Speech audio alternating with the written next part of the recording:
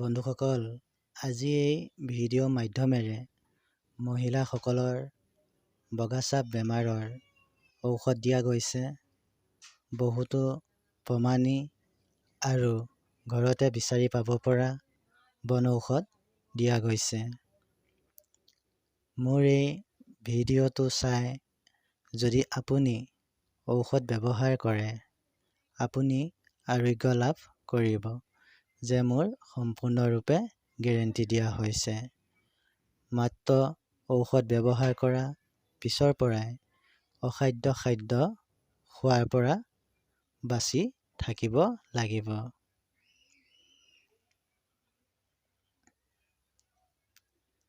ধৈৰ্য ধৰি মোৰ ভিডিঅ'টো চাব, আপোনাৰ কামত আহিব।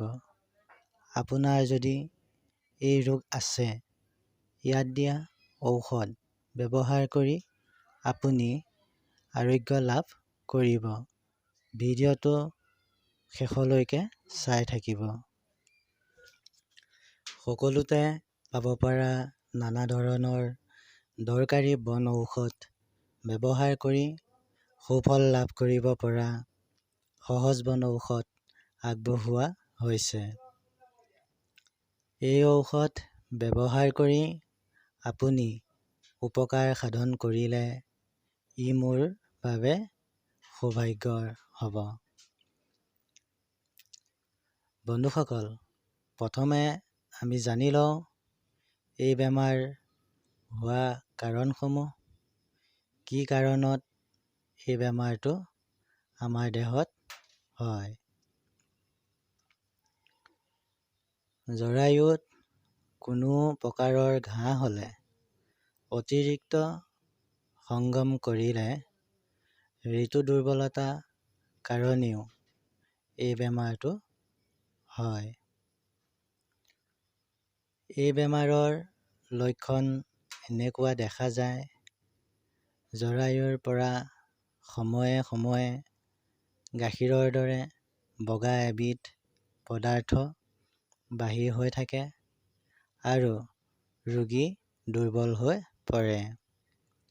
হৃদপিণ্ডৰ দুৰ্বল হোৱা দেখা যায় আৰু শৰীৰৰ বিভিন্ন অংগৰ বিষ হয়। বন্ধুসকল, এতিয়া এই বেমাৰৰ কেইটামান সহজ বনৌষধ দিয়া গৈছে। আপুনি ভিডিঅ'টো সম্পূৰ্ণ শেষলৈকে চাব। মোৰ চেনেলটোত যদি আপুনি নতুন, অনুগ্ৰহ কৰি চেনেলটো ছাবস্ক্ৰাইব কৰি দিব। ঔষধটো হৈছে একেবৰণীয়া গৰুৰ গাখীৰৰ লগত শিমলু চাল খুন্দি ৰস উলিয়াই লৈ গৰম কৰি দিনে এবাৰ কৰি 5 দিনলৈ খালে এই বেমাৰটো ভাল হোৱা দেখা যায়।